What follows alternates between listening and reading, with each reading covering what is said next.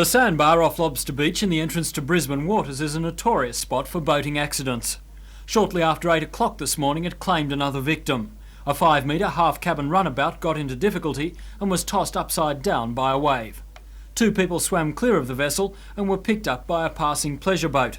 A woman, however, was caught in the submerged cabin area. Police launches Brooklyn and Ettalong were called in, but it wasn't until Sydney's Westpac rescue chopper arrived that the woman's body was released. I jumped into the water and with our diving equipment on and entered the overturned boat and found the woman's body still inside the boat. She was raced to Ettalong Beach where frantic attempts were made to revive her. She didn't respond and was rushed to Gosford Hospital where she was dead on arrival. Efforts to right the overturned boat were hampered by the difficult conditions on the sandbar. It was eventually taken in tow by a police launch and moored at nearby Booker Bay. Just looking at the boat, it's hard to realise that the accident had such severe consequences. Apart from much grief, the accident is also a reminder that, as on our roads, on the water complete care and concentration are needed at all times.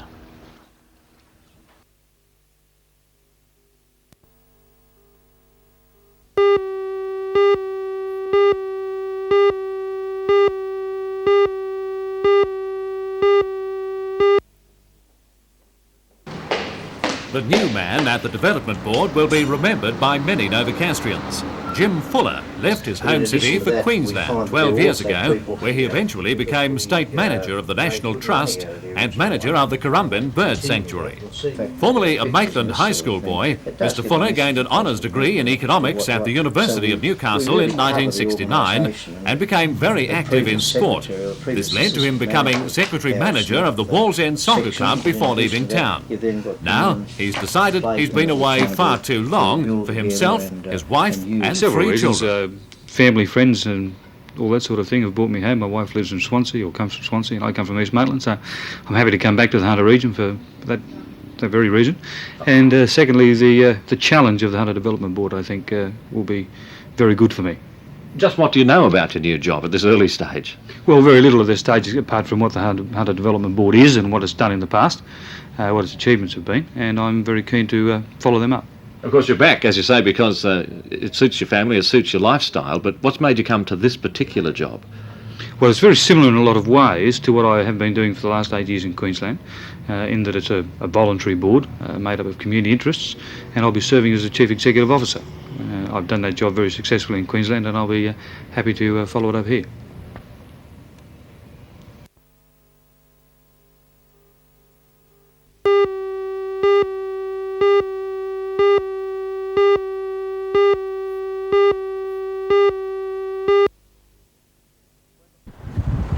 When the final heat of the Corsair Class Championships got underway at Tukley today, winds were gusting at around 25 knots and 4 boats were still in there with a chance. The series has been one of the tightest in recent years. The last 2 years saw the series leader not having to sail in the final heat to win the series, but that was far from the case this time. Defending champion Dave Higgins in the doghouse took the series lead yesterday when the leader until that stage, Peter Hansen in Victorious, failed to finish after he dislocated his shoulder.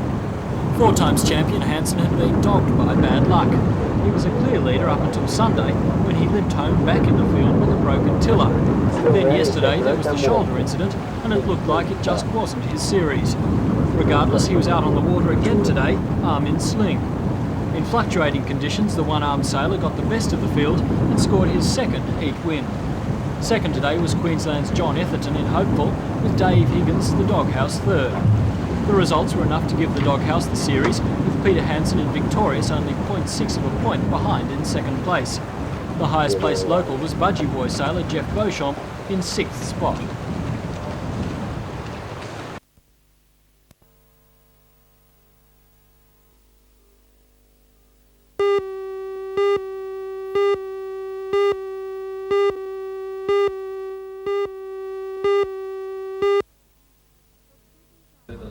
Port Stephens Shire Council resolved in early December to sell the commercial land to Salamander Projects Proprietary Limited, subject to there being no objections from the Minister for Local Government. Shire President Councillor Roy Taylor has since been notified by the department the Minister has no power to intervene in the sale. However, in what was described as a courtesy gesture, documentation forwarded by the Council has been examined.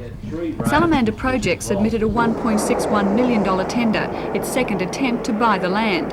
A development application for the site is still being processed by the Department of Planning and the Environment.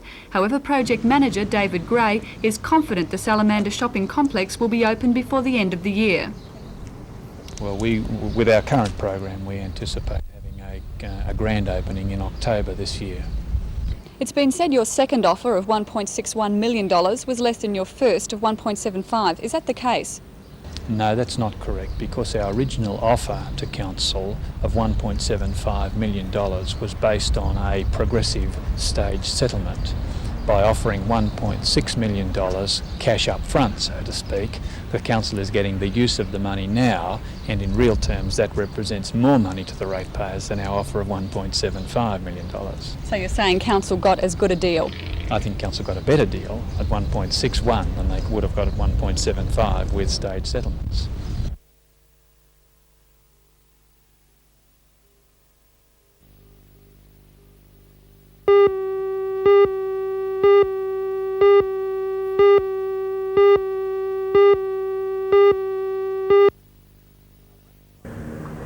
A rationalisation of the police force has seen the OIC position in the water police here downgraded, leaving Sergeant Harley overqualified for the job. Replacing him will be Sergeant Bill Nicholson, a former water policeman who's presently stationed at Hamilton.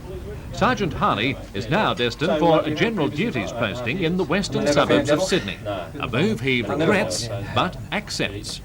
Well, I feel a little bit sad at going. Naturally enough, I live at Nelson Bay. I'd love to stay in the area, but there's no spot. So I'll go to Sydney and I'll do my job. You have long to go in the service, or do you have a hankering to get back to Nelson Bay? Well, I'll be back at Nelson Bay. I'm going to exercise my option of 30 years service, which only gives me 4 years to go. And then I'll be retiring to Nelson Bay. Well, it's been a hectic 8.5 years at Newcastle. What's been the most memorable thing? I think probably the most memorable thing has been the last year. We towed that catamaran 10-4 into Foster, 29.5 hours at sea.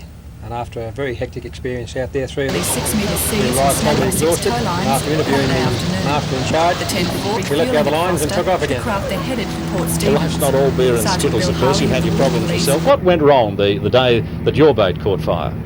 Well, that particular day, Newcastle David Police remember, I launched suppose, Mackay with caught diesel fire with an engines explosion in the being engine totally room. destroyed We by just couldn't keep the fire out, that's all. We had extinguishers going, we had everything going, but it was out of control. We could do little about it. It just goes to show that you can always learn some more. We sure can. We learnt, and we hope everybody learns by these experiences. Well, of course, this is the boating season. What sort of advice can you give as you depart? As you depart, Ray, tell the police where you're going, and like an aircraft, don't change your plans. This is the biggest headache we have. People change their plans, and we go looking for them, and they're not in the area. All the best for your time then in the western suburbs of Sydney. Thank you very much.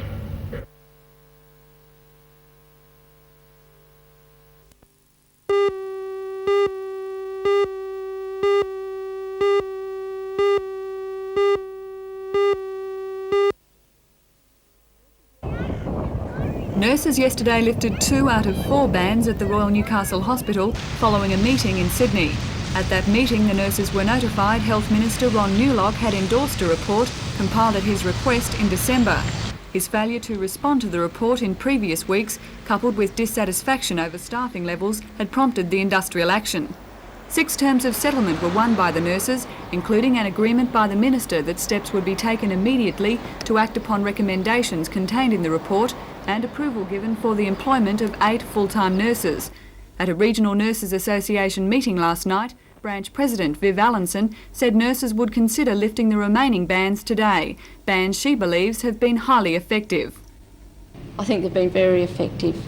We have had the 8 positions filled. There are more to be filled yet, but that is a step. And also they've been effective in deploying staff to areas of need so that no acutely ill patient has suffered. Do you think other hospitals in the region may now follow suit in the wake of your success? Yes, tonight at the regional meeting some people have said to us that they've been called upon to do work of other union members, and they're most unhappy about that. And I think the more they see that the budget cuts in the region are going to affect them in that way, they'll be quick to respond with industrial action.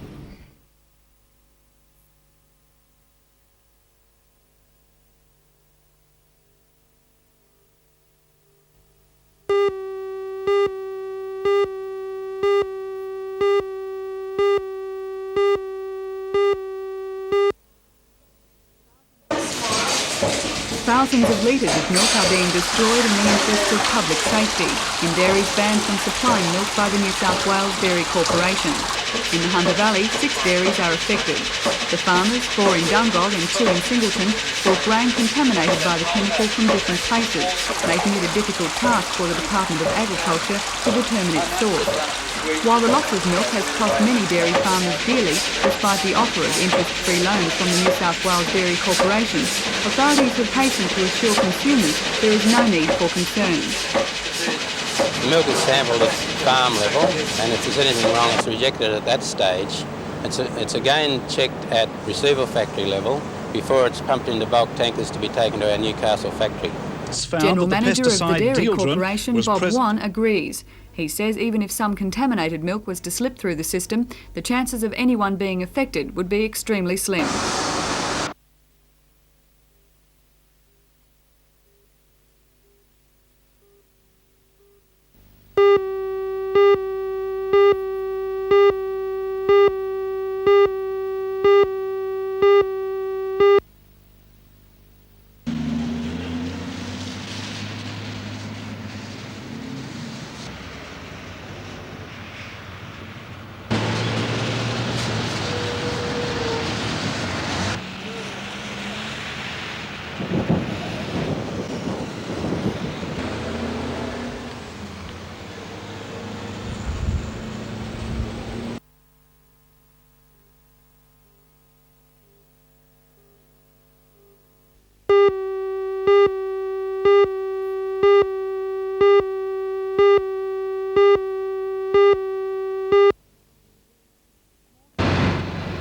This morning's blaze in Ball Street, Cooks Hill, had all the makings of a disaster. The area is old, and the fire could have easily spread through the roofs from house to house.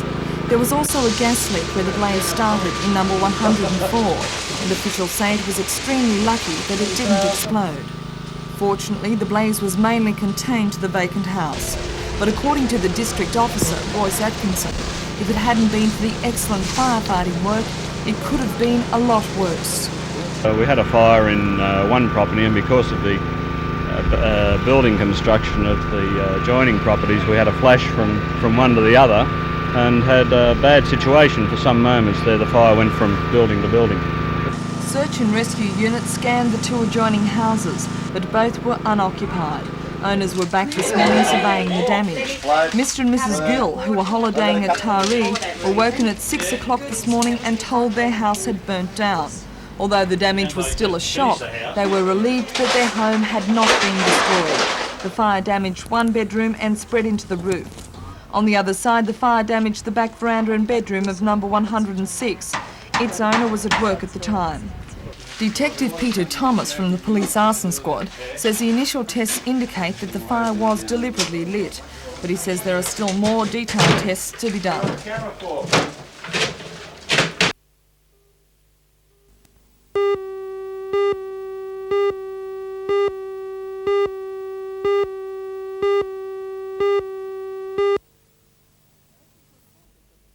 Nurses were cautious of the peace plan proposed but voted to accept it in principle. Resolutions passed yesterday included a request for the nursing executive to clarify the number of nurses currently required in order to re-establish services previously offered at the hospital. The Director of Nursing, Miss Anderson, has been invited to report on the staffing situation at a meeting to be held on the 17th of January, and that a vote of no confidence in the Chief Executive Officer, Dr Carrow, and the Board of Directors of the hospital be passed immediately. The meeting condemned the board for their lack of interest and concern and their failure to initiate positive action to reverse the decline in patient services and the standard of patient safety as a result of inadequate staffing levels. Nurses also issued a further warning to the hospital. As I said earlier, if there is any undermining or if there's any reneging on the peace package, then the nurses have resolved that they will meet again to reconsider imposing the bans and possibly escalating any industrial action that they may take.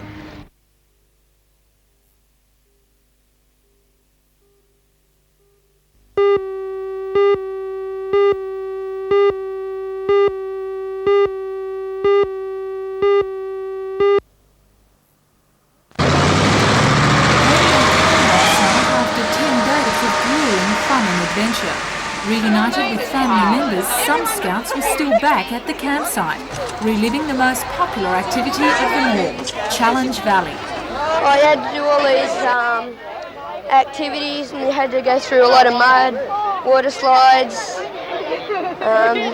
Best part was there was this big wall, right, and you had to climb up it, and then you had to jump off it into a big mud pit. Challenge Valley, you got mud all over you, black. You're just black. Was it good? And what did the big boys think? I just all crawling through the mud and everything else, coming out with scratches and bruises. It was just unreal. Today, however, was one of sightseeing for the Fijian contingent, who met with some of the country's friendliest inhabitants. More introductions were made as the visitors saw firsthand animal life at the Oakvale farm near Raymond Terrace. According to those who participated, the scouting aim of fellowship was strengthened at the Jamboree, and a special farewell song was performed in gratitude.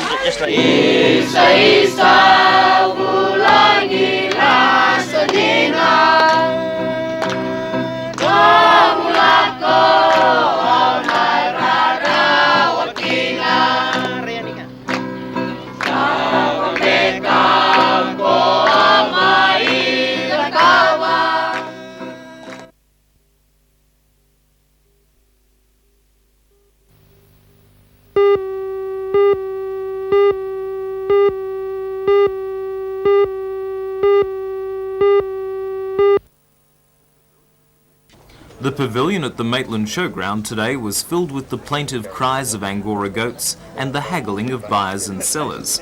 This private treaty Angora goat sale, the first held in the state, saw the majority of goats sold at good prices. Many of the buyers were businessmen looking to get into the mohair growing industry, which, at the moment at least, seems to know no bounds to its expansion. Only about half the world's demand for mohair is being met at the moment, and the Australian growers are finding the silky hair snapped up by overseas buyers as fast as the goats can grow it. And they grow 2 full coats of it a year, making the animals much more profitable than sheep. Angora goat milk and meat is also much in demand. In the hunter, the industry is only in its infancy, but the success of today's sale will probably lead to a full-scale Angora goat auction at Maitland next year. There's the possibility of it because of the great support we've had here today.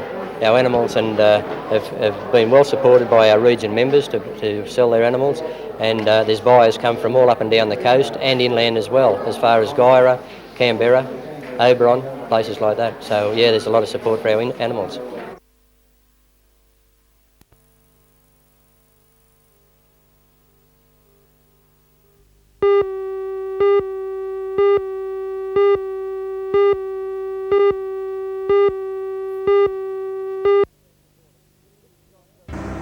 This is John Church reporting. Good news today on the Newcastle industrial front. Australian Industrial Refractories have announced $5 million of extra contracts to produce these, bricks for the aluminium industry. They expect to employ an extra 35 people. Join Ray Deneen and Anna Manzoni for all the news tonight at 6.